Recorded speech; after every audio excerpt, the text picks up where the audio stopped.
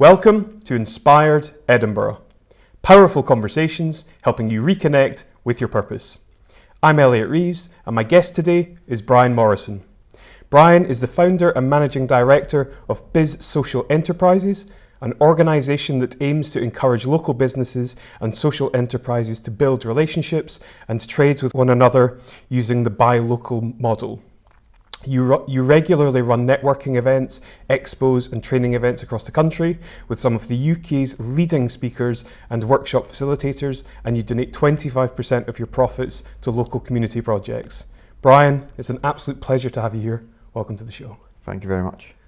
It's great to have you here. We've been working on this for a little while now, dating back probably a few months. Yeah.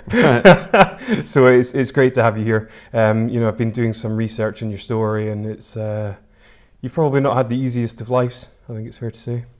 Yeah. So I'd love to kind of share your story and hear all about it. So if we can start at the very beginning, with your upbringing, where you grew up, what it was like, and the whole story. Okay. I was born with my accent, you can probably tell. I was born in Scotland, up in Glasgow, not far from here. And for the first 6-7 years, I lived with my mum and my grandparents.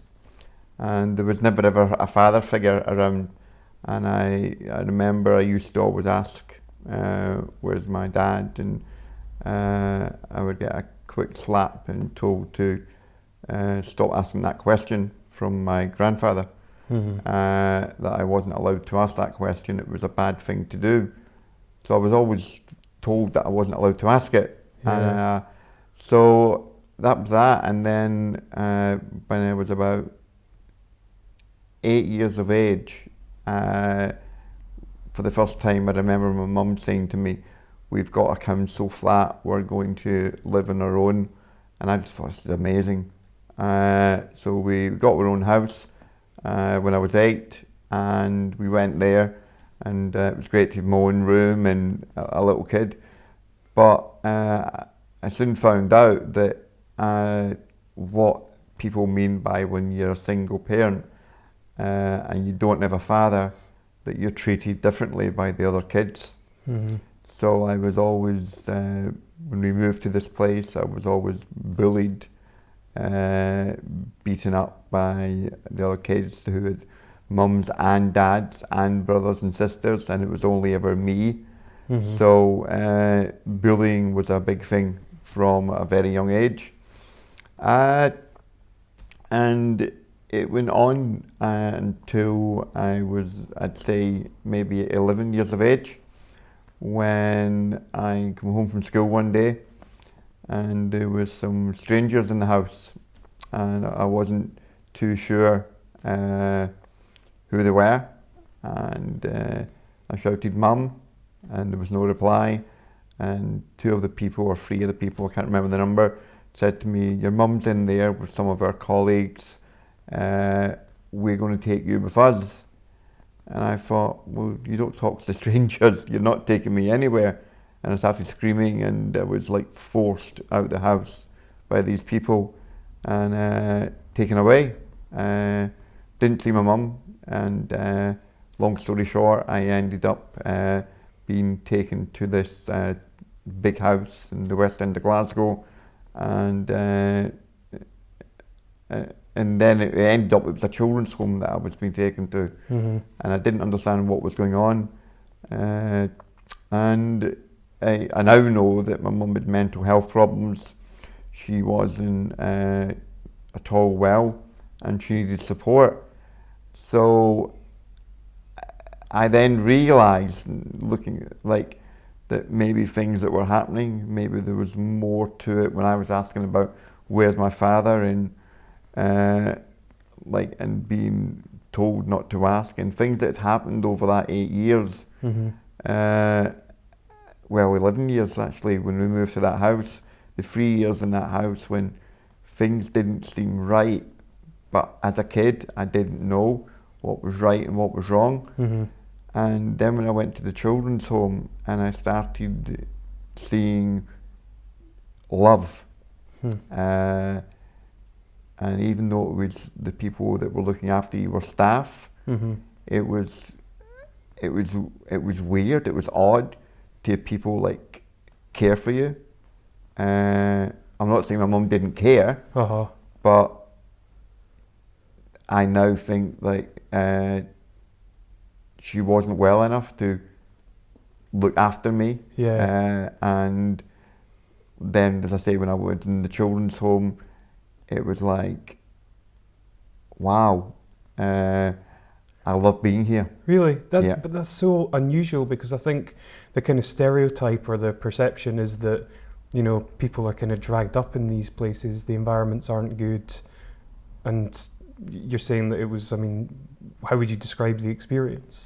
It was like being around other children my age, which never happened in my whole these 11 years, because I was always bullied because I didn't have a dad around, and I was with other people in a building where we all were in the same thing.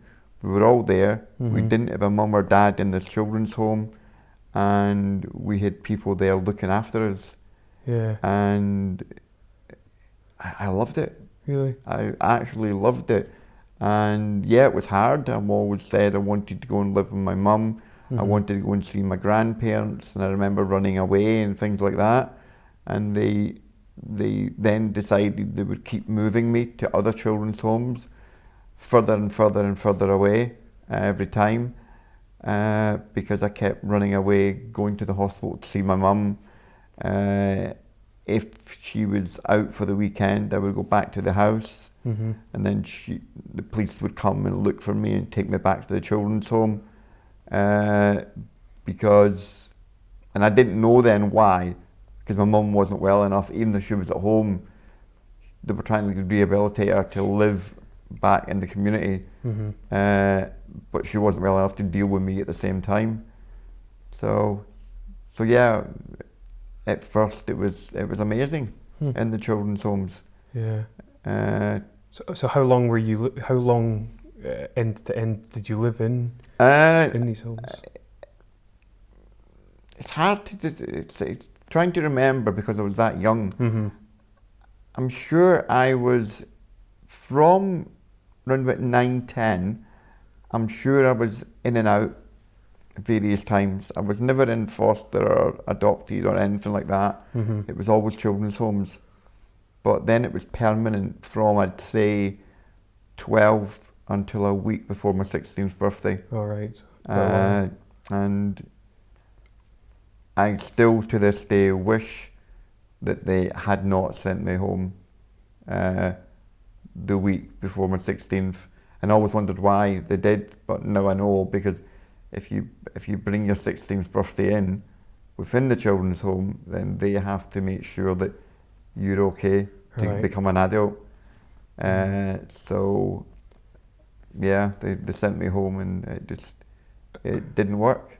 So what was that like? I hated to say it, but they sent me back home, and it was, I'd say, that week until my 16th birthday was awful, because my mum was not well. She had met someone who had met in the hospital, fell in love, and decided that they were going to just try and become a couple and live together. And it was obvious after me being in care all these years that I wasn't part of that. And I mean, I always used to say I'll not ever say it, but I can honestly say that I don't think I was wanted.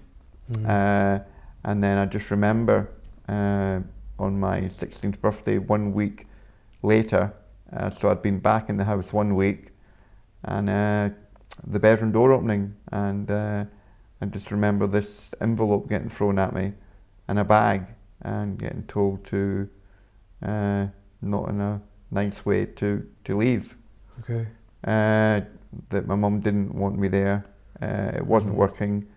And I remember there was £50 in the envelope because it was a lot of money in 1986.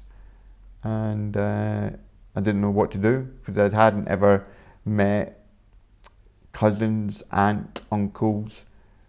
Still didn't know anything about my father. And all I knew was the people in the children's homes. Because I was officially no longer in the system, I couldn't go back there. Oh, I tried, but they said, Bryan, you're 16. The services ended a week ago. And I was then on my own. Nobody, no family, didn't know any aunts, uncles, nothing. And I thought, what do I do? So I remember thinking, you don't hear it much these days, but back then there was a lot of people who used to say the streets are paved with gold in London. And I thought, right, I'm going to London. And I was that immature little lad that I looked so young that they wouldn't let me get on the coach. So I ended up going to, it was Hamilton or Motherwell, I can't remember, to a little coach station, and ended up going on with a big family, making out I was part of that family to get on the coach. Really? Jeez. And then brought my 16th birthday and sleeping in doorways in London with drug addicts, prostitutes, all sorts of different people. And then that was how I started my adult life on my 16th birthday. Gosh, not very nice. Have you ever found out anything about your dad? Do you know now? I do. My dad actually, what happened was that my father worked in the oil rigs, and for whatever reason they decided that the relationship wasn't working. And what happened was he used to come when I was a baby, and he would come through from Aberdeen to Glasgow. My mum would meet him at the train station and let him spend some time with me as a baby. Of course, I can't remember any of that. And then what happened was that one day he went through and she stopped turning up, and he didn't know where to go to find me, where to find her, nothing. And then that was it. He kept going. I've now found out from the family that he kept going through to Glasgow at the same time, hoping that maybe my mum wasn't well one day and that she would turn up with me, but never turned up again. Oh my God. So yeah, and then when I was 7, I don't know if he was killed or died. There was different stories in the press, but he worked in the oil rigs, and he was poisoned with hooch wood alcohol, some kind of poisoning, and him and his cabin mate ended up blind from this chemical that was put in their drink. It was something to do with their drinks in their cabin. Somebody had put something in them, and both of them ended up blind and then dying. But I didn't find that out until I ended up back in Scotland, and I was in a supported housing project as a 16-year-old, 17 maybe, and I said, look, can you help me to find out about my dad? And it was thanks to that project that Grampian Police then came back and said, yeah, we've this is what happened. And then I got all the old papers, and it was quite weird because I remember getting the newspapers at the Mitchell Theatre in Glasgow and reading about somebody I'd never met, and in the article it said Bryan Morrison, because he had the same name, and his son and daughter, Gary and Claire, or Gail, I can't remember. And I thought, wait a minute, what? No, that can't be the same person. He's only got one son, Bryan Morrison. And then I realised that I found out that he'd actually got remarried. And when whatever happened on the rigs was all gone public, there was never a mention. They didn't look into his past. Right. So of course the press just mentioned his present wife, and so yeah. Gee. You mentioned obviously alcohol. Alcohol is something that has played a fairly significant part of your own, or I suppose within your own journey. When did you originally sort of start drinking? How did that become a part of your life? When I was in the final children's home, between the ages of 14 and 16, I saw all the older kids seemed to be happier, and I always wondered what they had, and I wanted to feel like them. So I ended up starting to they call it dog school, training, and going to the parks with the older kids, because all the children's homes in Glasgow were all in the West End, and they were all in like the upmarket areas, so that the kids weren't going to be in a rough area and get involved in the bad stuff. So I used to go to the park with all the older ones, and they were all drinking alcohol and smoking. And I was, I think, 13, 14, so I started drinking with them, and some of them were like 16, 17, some of them were 18 and 19, who they were the ones that were still in care when they were 16, so they had to look after them so I was like the 13, 14-year-old with the older ones, and they let me drink. And before long, I realised that I wouldn't say addicted, but I realised that there was something not right, because I loved what it did to me. How would you describe what it did? What was the thing you were looking for? It blocked out a lot of the crap that was going on in my life, because within the system, I was being abused as a child within the children's home, and also in the community there was somebody that was also abusing me.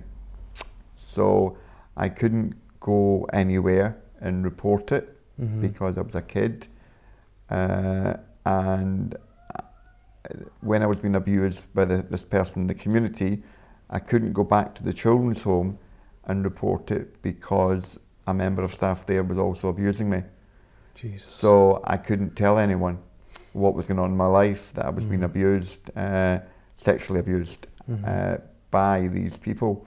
So the alcohol was helping me to block that out, and I ended up getting to the point that I needed more and more.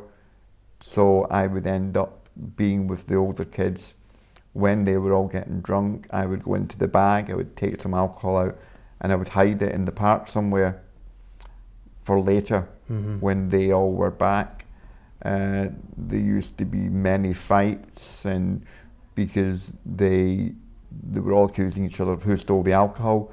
I was a little 12, 13-year-old in the corner, 14, looking innocent, and they didn't think for a minute it was the younger one that was stealing the alcohol and hiding it. Yeah.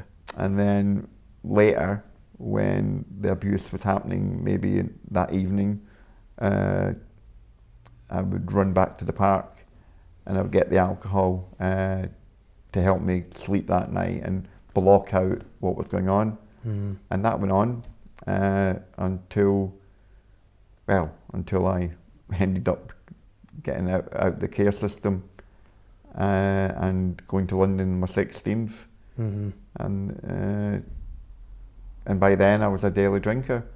Yeah. And then of course it was like working to get money to keep up, to being able to afford that, because we all, for these years in the children's home,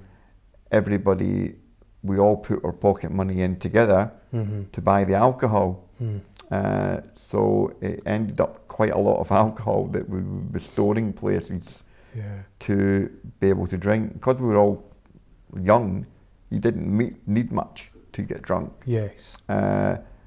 And well before I was 16, because I was taking a lot more than them, because I was going back and drinking more, knowing where it was hidden, I was ending up drinking what I'd hidden, and I would go back to the sheds where the alcohol supply was and climbing in, because I was the little young one, and drinking more, sitting crying. I remember crying in the shed, knowing that I'd just been abused, didn't know where to go, because all I knew was that I'd been in care for a number of years. There was various children's homes I was in where I said earlier, like, I loved it, everybody loved me, and then I went to this final children's home where most of the staff loved me, but there was the one that just was all out for himself and abusing children. It's awful. How long did you drink daily for? That, I tell you, as I said, that was about 13, 14 when it was daily until I was 16, and I was it was the 30th of June 2005, so it was like 20 years daily drinking, but getting more and more and more over the years, where lots happened. Yes. So what sort of impacts did that have on your life throughout that period? Wow. There's so much. I would wake, when I say, you'll hear a lot in this interview where I say wake up, what I mean is that it's like a blackout, where I would wake up, that's the way I say it, and I'd be in a room, or I would wake up in a bed, and I'd be like, how did I get here? And it would just be weird, and then I would ask people in this house, like, where am I? And they would look at me oddly, saying, well, you've got a bed, sit here, you live here. And when did I move in here? No memory. And because they thought I was like crazy, they would like say, look, you're not living in here with us, there's something not right, because I didn't have any memory until I remember looking at newspapers and losing months. And the last time that I remember where it was really bad was getting a newspaper once, and it was a different year, and that really, really worried me, because I went, wait a minute, I could have done anything in that year, why can't I remember anything? And I mean, when it all came to light was that I remember I was again woke up, come out of this bubble, and I was in a house in Aylesbury down in Buckinghamshire. There was a big party, a load of people around me, and I said to somebody beside me, look, I'm really sorry, you're going to think I'm insane, but I don't know where I am. I don't know how I got in this room. What town am I in? Where am I? Because I just, like, it was like all of a sudden just landing there.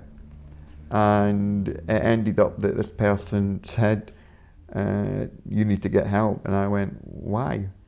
and he said to me, this guy that was sitting beside me, he said, this is your house. He said, that's your partner there of a few years. And I went, what? And it ended up that me and the person that he pointed to were in a relationship. We're living in this big house in Aylesbury in Buckinghamshire. I also found out that evening that there was a car outside in my name. And I had passed my driving test and was living a life in Buckinghamshire where I don't know how I got there, don't know to this day. I know I've been told how I met that partner, but to this day don't ever remember meeting. And all these people in this room were all friends, and I didn't know anybody in that room. And 3 years, I think it was. My God. And so I'd been living in that relationship, moved to the other side of the UK, and was living in a relationship in a house with a job. I mean, I even had a job as a security officer, and none of it, to this day, don't remember any of it. And do you think that was related purely to alcohol? Well, at the time, I didn't ever put it down to alcohol, because in care, nobody ever said to me, Bryan, I smell alcohol on you. Mm-hmm. All the kids were all from different children's homes, and we never ever get questioned. It was just, I don't know why. Maybe it's just something that kids in homes did. I have no idea. Mm-hmm. But I don't know. Yeah. Just an odd one. Mm. That's unreal. So how did you kind of overcome the addiction that you had? What was your recovery process? It took many years. When, as I say, I was in Aylesbury in Buckinghamshire, I said to this person that everybody said was my partner, Mm-hmm. I mean, to this day I still don't remember meeting, look, what's wrong with me? And what I was told was, look, your mum had mental health problems. I think maybe you've got... So I just, I grabbed onto that, and I believed that because my mum had mental health issues, Mm-hmm. that I had it, even though I didn't know about mental health. Mm-hmm. I just thought, okay, so that was it. I thought it was mental health. And for many years I would forget things, not know what I was doing.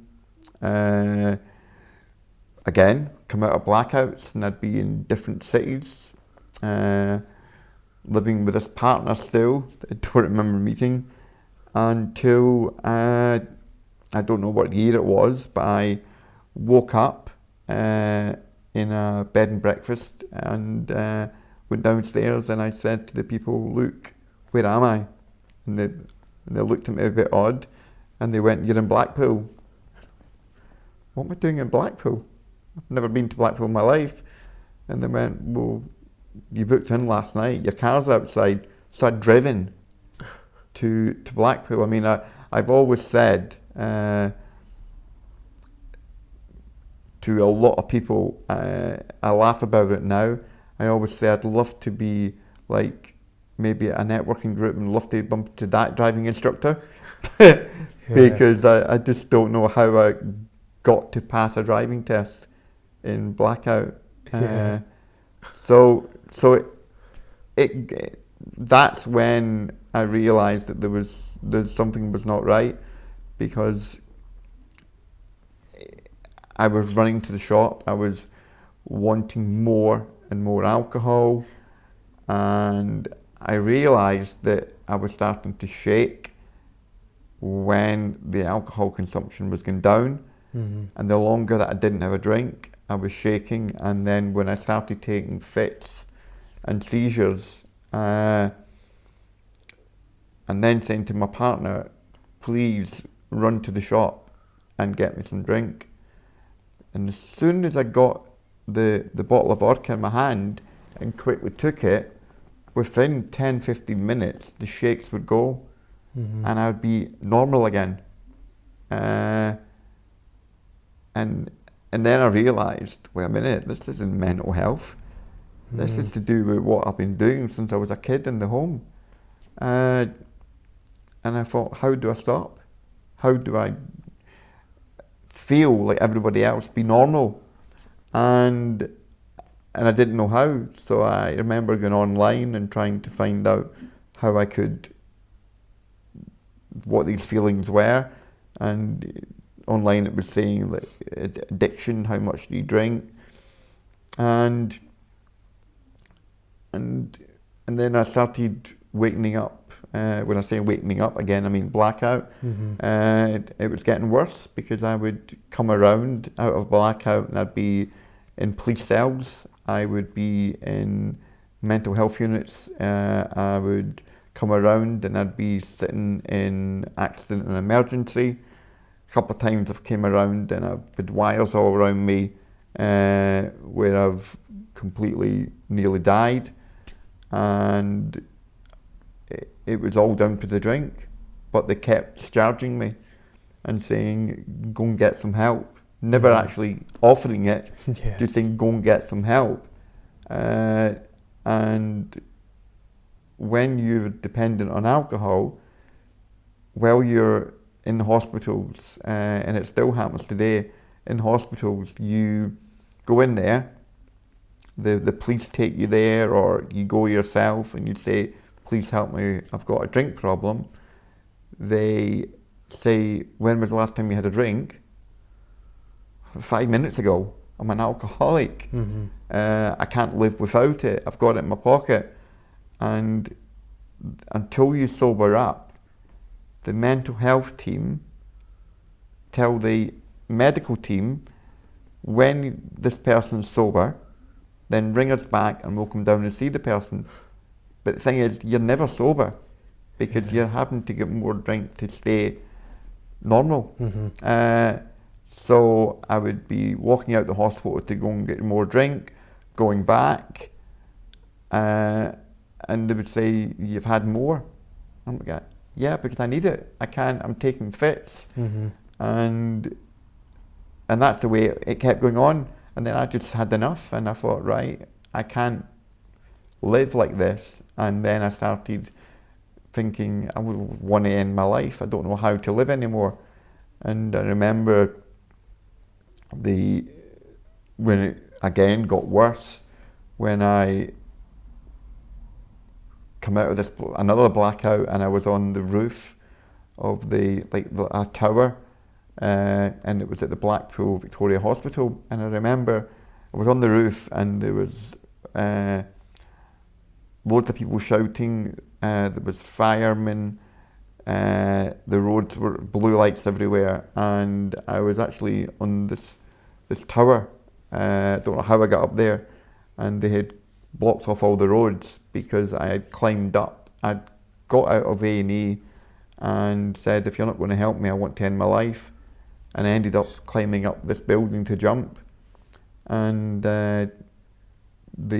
somebody came out and talked me down. I don't remember very much about it. I remember a little bit of it being on the roof and crying and saying, why should I come down? No one's going to help me. And the police saying, look, they will help you, we'll make them. And then I actually remember coming off that roof that night, the police taking me in and saying to the hospital, look, you need to do something, he's just trying to jump. And they turned around to the police and they went, not until we're sober. So the police ended up taking me into custody because they knew what I was going to do. And then I was admitted to mental health wards, and they would give me medication that they give you instead of alcohol that does the same. But of course, when you're discharged and they send you home, the first thing you want is drink. Yeah. So it wasn't good. And near the very end, I keep saying near the end, but near the very end was when I knew there was something more serious, when I was coughing up blood, going to the toilet, there was blood. Anything I did, there was blood coming up. I was incontinent. I couldn't walk for 100 yards at the end of it all. That I would be incontinent, wetting myself. I couldn't control my whole system. Mm-hmm. And if I was walking to the shop to buy the drink, I was so weak because I wasn't eating. I was down to goodness knows what weight. And if I was incontinent, I wouldn't stop and walk slowly back home. The alcohol was in front of me, and I'd walk into the shop smelling and dirty to get my litre of alcohol. And that's when I was on like the litre of vodka in the morning until the bars opened, and then I'd be sitting in the bar all day, and then when that closed, another litre of vodka to go home with. So I was on like 2 litres of vodka, a litre in the morning between like 8 o'clock and 11, 3 hours, and then overnight about another litre, and all the drinking in the bars throughout the day. My God. And I always everyone used to say to me, how did you afford it? Yeah. And I no idea to this day how, but my partner that still don't remember ever meeting, keeps saying to me, you just didn't eat, you didn't know, everything went on drink. And if I had run out of drink, I would ring people that I knew drank, and I would walk and walk and walk, even 15 miles sometimes, to get 1 can of lager to stop the shakes. And then they did the test the last time that I got rushed in, and they said, look, sorry, but there's nothing we can do for you.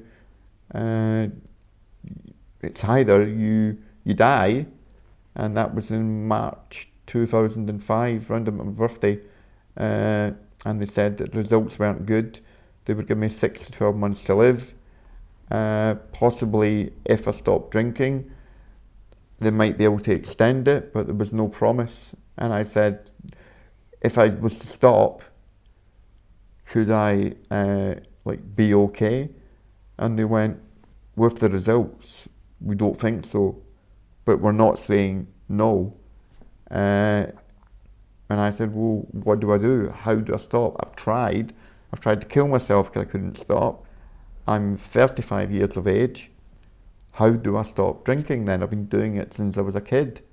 So it was then over 20 years.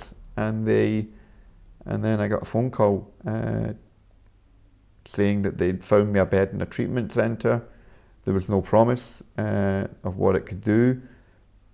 And I just remembered these test results and thinking, what do I do? And I thought, I need to do something, because I couldn't, I just felt embarrassed with being incontinent and not having a life. Mm-hmm. So I remember the 30th of June, never forget it, 2005, I got a knock on the door, and it was this guy, John, and he said, I'm here to collect Bryan. And he was taking me to the treatment centre in Eccles near Manchester. And that was a horrible journey, because I had a litre of vodka, because I was still shaking and everything.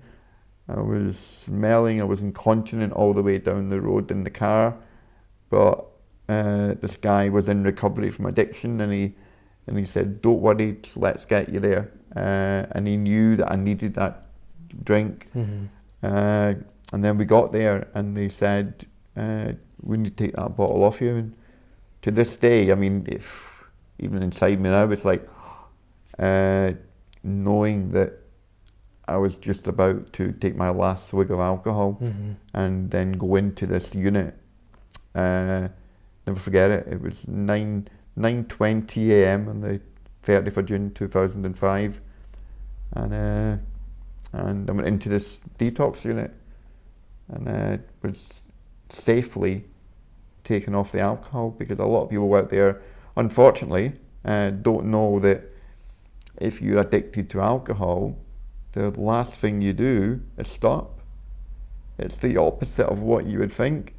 If you stop without being medically reducing it slowly, or have the medication, that's why I was taking the seizures. People can die. I mean, it's now a fact that alcohol is, now of doing what I do now, I now know that alcohol is the only drug that you can die actually withdrawing from. Out of all the illegal drugs out there, the legal one is the one that you can die withdrawing from. Yeah. It's quite powerful stuff. Yeah.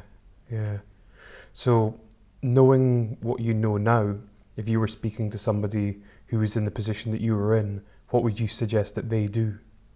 First thing to do is, number one, don't stop drinking. And they get themselves to a doctor straight away.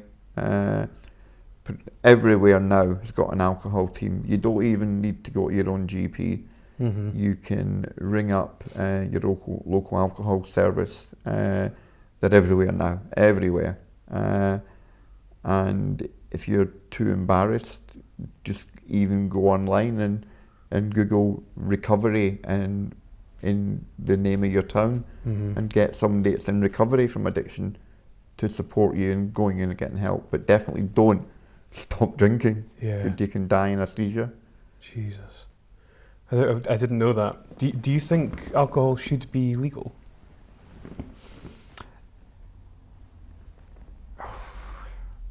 I get asked that a lot. Do you? And knowing what it did to me, and knowing what it's done to a lot of people since I stopped, I don't know, but people should make their own decision if they want to drink it. But seeing what it's did to a lot of my friends that I've met through the recovery journey, people are no longer with me. Yeah, I think it should not be legal. Because it's killed a lot of people that I know. And when I've said that before, sometimes to people, they've like, yeah, but that's just because you had a problem. And I'm like, yeah, but do you remember anything when you go out and you have a drink and you keep saying to yourself, I can't remember what happened last night? That's not normal. Not to remember something. So, yeah, and all these campaigns about increasing the prices, I just wish they would do it. But maybe just get it gone forever. Because even people that binge drinking is worse, because you're shocking your body. You're not gradually drinking, you're just shocking it. And to say when you wake up, oh, what a great night, I can't remember anything. Is it right? Is it normal? Exactly. To not remember something? And that should, and straight away, that should be why it shouldn't be there. But I mean, I still go out now, I still go out to clubs and all that, but a lot of people don't agree with it because they think you shouldn't be there. But the thing is, I like a social life as well. I just don't touch the alcohol. Gee. So what's your life been like since in the 2005? When I came out of treatment after 21 days, I just thought it was weird that I was sober. I hadn't been sober to me ever, because I was like a little child when I started drinking. What I did struggle with straight away, even within the first day of coming out of that detox centre, was trying to live in the community because I'd never been shown how to. I mean, remember the last time I didn't drink was 12, 13 years of age. Mm-hmm. I was in a children's home. I'd never been shown how to cook, how to wash, how to go shopping, how to iron clothes. And I'm now 35. I'm an adult.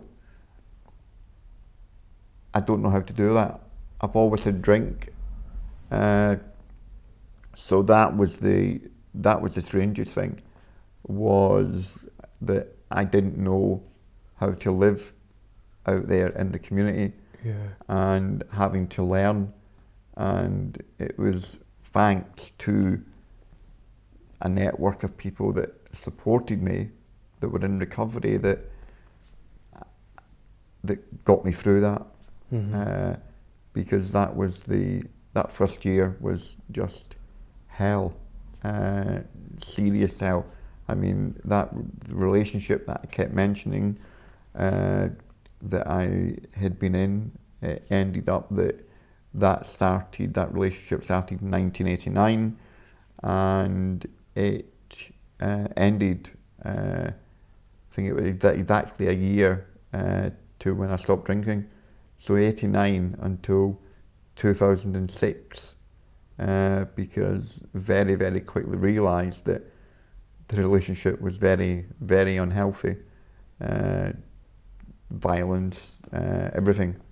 So thanks to the network of people again that supported me, I managed to get out of that and try and lead a normal life, which I didn't know how to.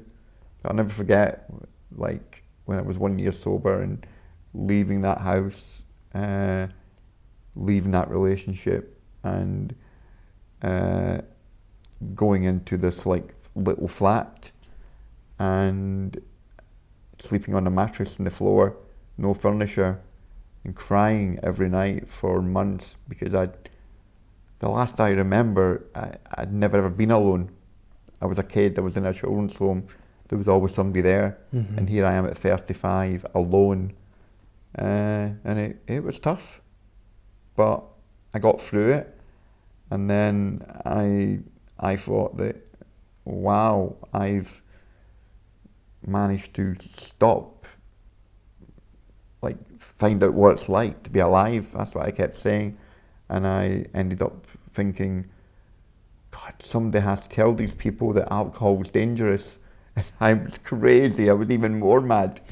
And I was like trying to tell the world. I was writing to the newspaper. I was everything, trying to say, look, this is what alcohol did to me. It's evil, it's horrible stuff. And it was quite funny when I look back, because I just thought, I need to get everybody to stop drinking, because that's what it did to you, not realising that it doesn't do that to everybody. So yeah, it was quite funny. I used to go out there and, I mean, at one point I remember the police in Blackpool knew me very well from the drinking days, and they seen me in the newspaper once, and I was helped to run some support groups in the alcohol service that helped me get off the drink, and I got a phone call this day, and the woman in charge of the alcohol treatment support service in Blackpool said, "We've got the police coming to see you." And I went, "Why?" And I thought it was to do with something I did in my past. And this police officer turned up and he went, "I'm just confirming that you're this Bryan Morrison." And I went, "Yeah." He goes, "Can you come with me?" And I thought, okay, I know when the policeman says come with me, it's not good. But it ended up that he wasn't arresting me. He took me to the main police station in Blackpool, to the staff canteen, and all these police officers were there, and like they were all in shock that Bryan Morrison, who everybody had picked up in their police van at some time over the years, they thought that he had died, or left and went back to Scotland or went back to another country or moved around, and they couldn't believe that I was sober, because this guy who'd done nothing was bother to them for many years. Every police officer in Blackpool knew me, and they couldn't believe that the guy they saw in the newspaper was the Bryan Morrison, and that I hadn't had a drink in a long time. Yeah. So, yeah. So at what stage did you eventually get involved in networking? It was, again, I was trying to set up my own charity to support people in recovery from addiction, and I thought, well, what do I do? How do I get money? You couldn't get funding. It was quite hard to get funding to run the projects, and a lot of people, I used to see people online and everything saying that businesses sponsor help to donate. So I thought, right, let's do a search and find what networking is. And I found a company called For Networking online, and I went, right, businesses, I've got loads of money. I'm going to join this company with my last bit of money and go along and get them all to hear my life story and give me money to help other people. So yeah, it was funny. I remember just going online, buying a membership before I'd even been, and going along to that For Networking, and soon found out that businesses don't have a lot of money to give me. But realised that I loved networking. I'd found something for the first time in my whole life, something that I loved, and it was there. It was networking, and to this day, it's. If anybody said, what do you love most? Number one is definitely my sobriety, but apart from my little sister and stuff like that, it's definitely networking. Yeah. It's I just love it. What is it about it that you love? The people that you get to meet. Definitely not about selling, because I remember, again, I'm mentioning For Networking, but going along to different meetings over the first couple of years, and everybody would laugh. They would go, Bryan, what are you called this week? What company are you working for? Because I'd be signing up to this company, this opportunity. I would be an affiliate for this. And I just did it because I wanted to be part of For Networking. So cause I quickly found out that my charity project couldn't get any money from them, and I thought, well, I need to be a business to be in this. What do I do? So I just used to join anywhere just to get to go networking. And yeah, it was weird. So that's how I get into networking. So when did you decide to set up BizSocial? That was when I went along to For Networking. There was two things. It was about trying to get money from business owners to donate money so that I could help people in recovery. And I never ever thought business was anything to do with me. And I just thought, wait a minute, I'm not being looked down on, but people were looking at me negatively, going to networking meetings, begging for money, and I could tell that they were getting sick of hearing me going on about, I'm doing this if you want to sponsor me, and I thought, I don't see anybody doing it, and I thought, right, I'm going to set up a networking group where charities and businesses and social enterprises, and we can all come together and support each other. And then somebody said to me, wow, a good friend, she says to me in her car, she goes, I know what to call it. And I goes, what? She goes, business and social enterprise. And I goes, yeah. She goes, business, social, BizSocial.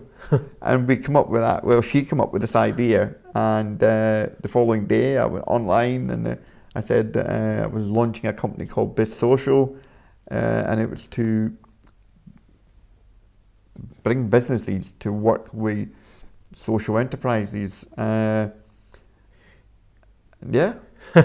So what does a day in your life look like now, and what does the what does the work entail? Now it's getting up because now it's totally professional, and I know what route I'm going down. I'm getting up in the morning. I'd say 5:30 in the morning. Wow. Getting ready to go networking, and then coming back, networking online, going and finding another group for the evening, coming home, and again networking online to 3-4 in the morning, and just doing that, every single day. And I realised after a short period of time that I couldn't afford to do that, just go to networking groups. So I then decided not long ago that I had to start focusing on BizSocial more, and stop going out to all these networking groups, because I should be at BizSocial trying to grow my own. Yeah. So just recently started putting more into BizSocial, and this last couple of months is 100 times more successful than I ever thought I'd be, and it's not all to do with money, because there's definitely no profit at the moment, but everybody seems to love this model that I've created about businesses and social enterprises coming together, because social enterprises and charities out there have got funding.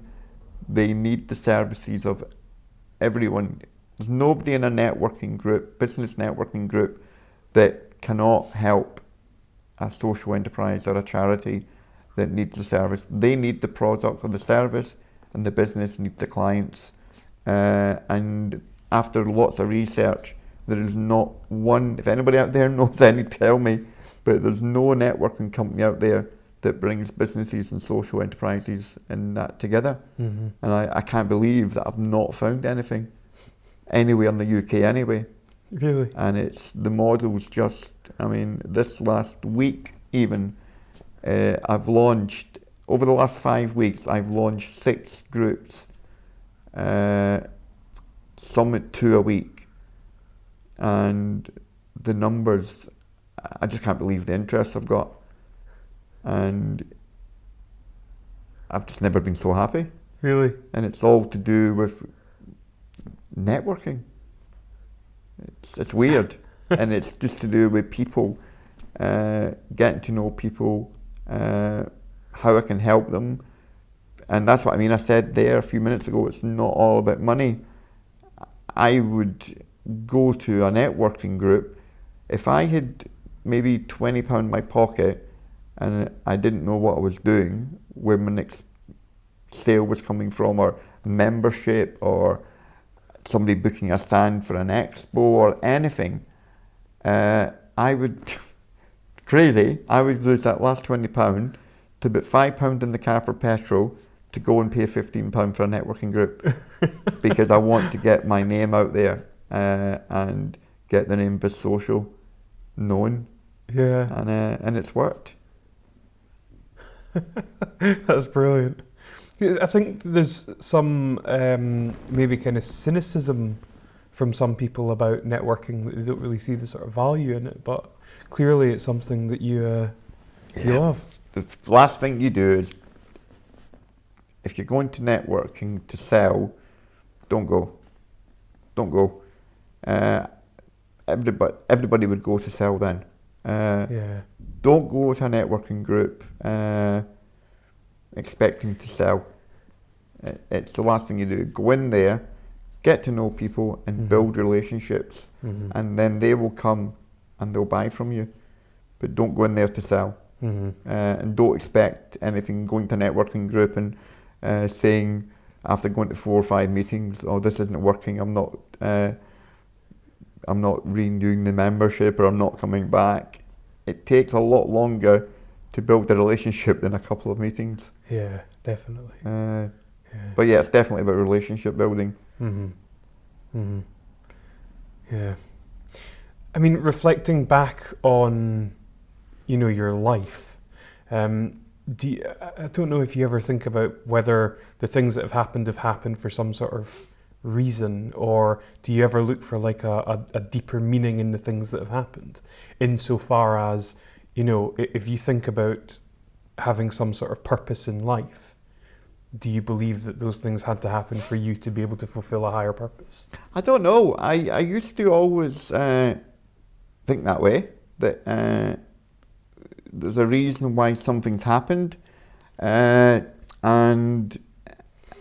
I believe that there was, like, I had to go through that to get where I am, until 2011, when something major happened in my life, and I was 6 years sober. I didn't think I'd ever even consider wanting a drink, and then something happened which I thought, it totally took it away from me, thinking, well, these things have happened to get me here. But the issue was that my mum had been killed in a house fire, and I remember that night as if it was last night, and that changed everything. I thought, how can my mum be killed in a house fire? That happened to make me continue going, and that did bugger me up for a bit, because everybody was worried about me, because I went up to Scotland to deal with everything, and to see that it was true what I'd been told. And I remember arriving there, and they were still putting the fire out. I mean, this last couple of weeks has brought it all back because of London. Yeah. But then realising that I had to accept that was life, and that it happened, and I can't put that down to like me not moving forward. Yeah. Because I almost did drink in 2011. Never forget it. It was I mean, it's coming up to July, so me and my sister always go back to where it happened, and we put flowers and that down. But I personally just need to move on and accept that it happened, and there's nothing I can do. And I just I mean, even though there wasn't a relationship there with my mum, I always do wish for one thing, that I'd maybe sorted stuff out with her. But we were talking, but nothing major, because she wasn't at all well. So, but I ended up getting over it. I had to. I couldn't. Yeah. And thank God I didn't live to drink. And then deciding that, right, I'm just going to make a success for myself by doing something. And I wasn't sure if it was going to be the charity or business or anything, until I joined for networking, of course. And then I mean, it's crazy to say that, but I say it to so many people. Even though I run my own networking company now, and I'm running business and social enterprise networking groups, that I can honestly say that for networking as a company, if that model had not been made, and Brad hadn't set that up, and I hadn't gone to these meetings, Bryan Morrison wouldn't be, BizSocial wouldn't be here. Even though BizSocial, the name didn't come from inside, it was like through everything in 4N, getting up and doing my 42nd, a foresight, talking in AA meetings, all brought me out my shell, to be who I am today. and I can't say for the first time ever that, and I used to laugh at people that said I love myself, but for once I actually do love what I'm doing. I love myself, and drink, death, all of that is nowhere in my life. I'm going to be here for a long time. But yeah, I don't even know what my last question was now. Well, yeah, I suppose I'll kind of reframe the question then. I mean, what do you feel at this stage is your kind of purpose in life? Purpose is definitely to go out there and help people. And my aim is that I want to do that in a number, as I said a few times already, it's not about the money. I want to be able to make BizSocial massive, because I want to be able to get a great organisation out there that's supporting people in recovery from addiction, that have been abused, that have been homeless, brought up in care. I've got these 5 things that I want to make sure that an organisation that I manage to launch with enough funding can help these people, but also because of unemployment and everything out there, is to help people coming out of care, people coming out of detox, to look at working for themselves, help them to set up in business, tell them to network, because it's the only way I got here, and just help people. And a lot of people say to me, you're doing things the wrong way, you're doing things for free. Well, it seems to be working now that I've done all that stuff for free, helping people and everything, because everybody, but a lot of people want to join BizSocial, be a member, be seen as part of it, because they know it's not just about the money, it's about what I'm doing with that money. Yeah. I'm helping people as well. Yeah. Where before, when it was just the charity and I was going to networking groups, I was begging to be able to support people, but I was using my last bit of money. I wasn't eating, I was putting £5 in the car for petrol to go and help somebody that was struggling with drink, and I wouldn't be eating. I wasn't looking after myself, and I had to change my frame of mind and realise that, Bryan, you come first, and then you can help other people, and that's the way that it has to be, or else I can't help anybody. Yeah, exactly. Yeah, definitely. What do you think you would like your legacy to be? Legacy, not been asked that one before. To be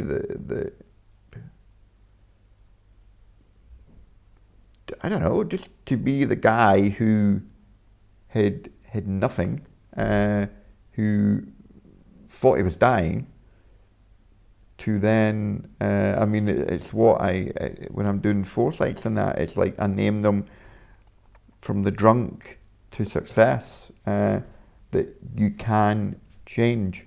That's it, you can change no matter what. I know people out there that people have said I still get people to this day saying that in Alcoholics Anonymous, that they see me and they go, God, we remember seeing you, and you were the one person in Blackpool that we thought would never ever get it.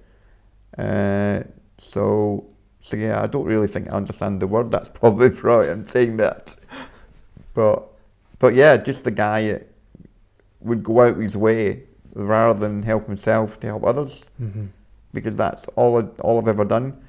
I got a call last night, and it was somebody within For Networking who I'd never met, and because of me openly sharing my story in 4NTV, on Foresight, online, I'm an open book, that this member, somebody in her life was struggling, And the good thing was that for me was that I was coming to Glasgow today because it ended up this person was in Glasgow, and I just thought, wow, that's not normal. That wouldn't normally work that way. But it was great that I could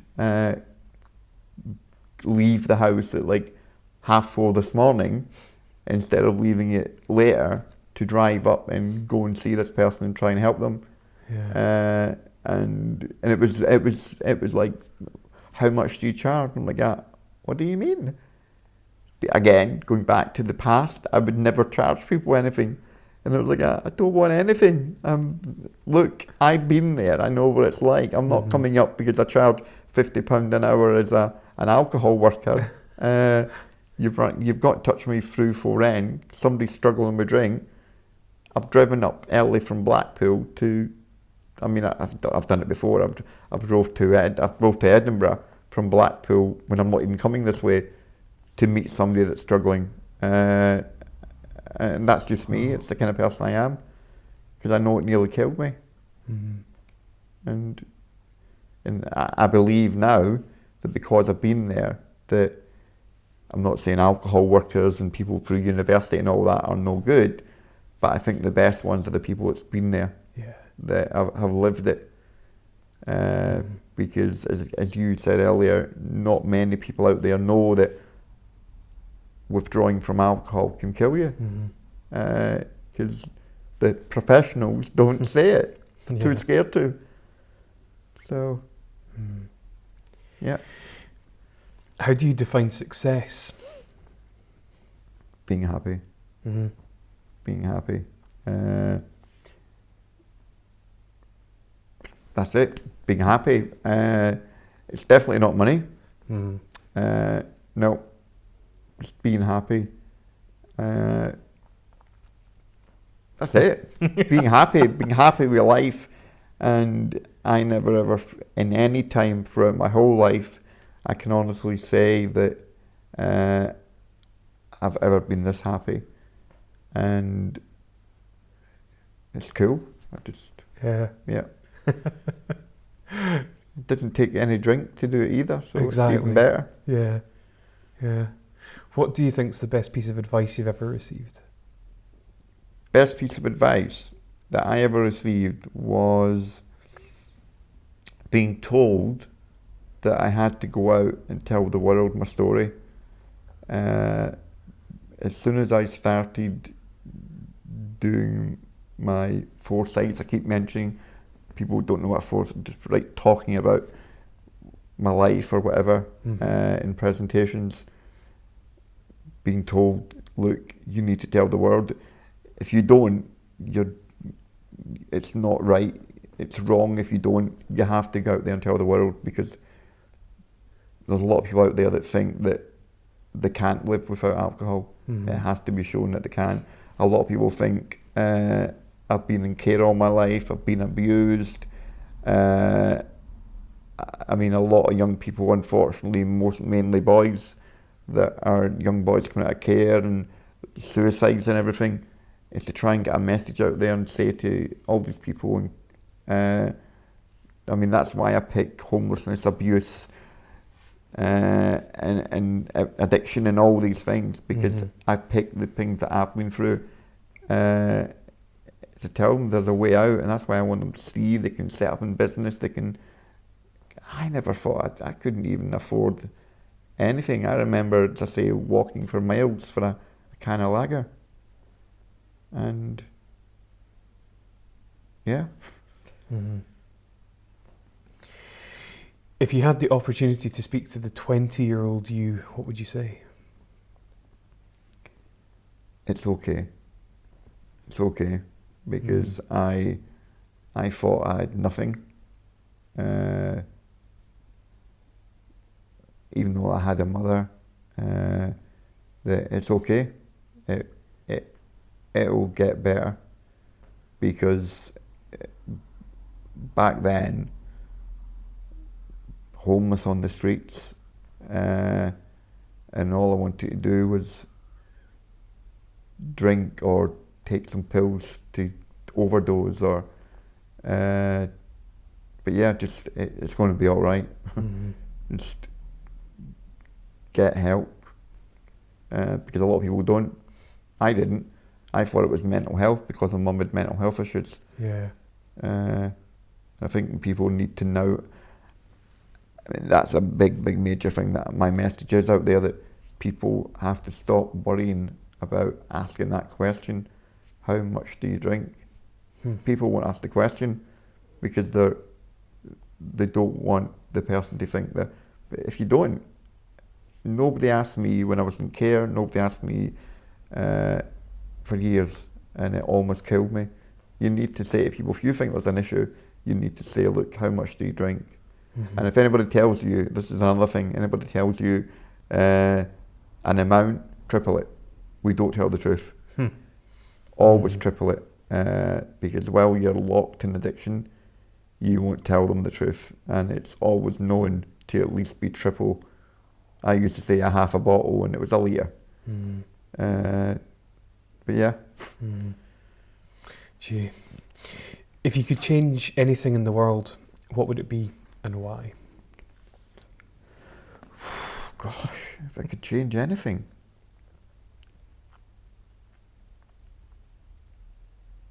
Nothing. That was a hard one there, because I'm like, but nothing. Really? I wouldn't be where I am.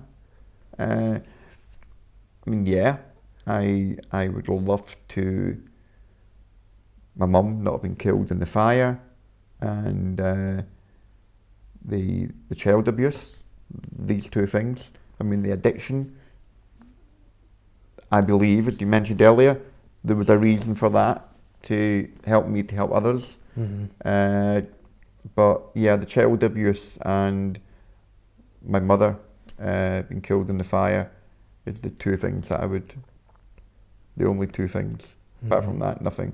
The addiction, the all the police that used to hate me, and everything. It was all for a reason, and it's great. I mean, because I've now been back in police cells on the other side of the door, being trusted by the police in custody, saying, hi, my name is Bryan, I'm in recovery, I'm lying there in that urine like you're lying in, can I help you?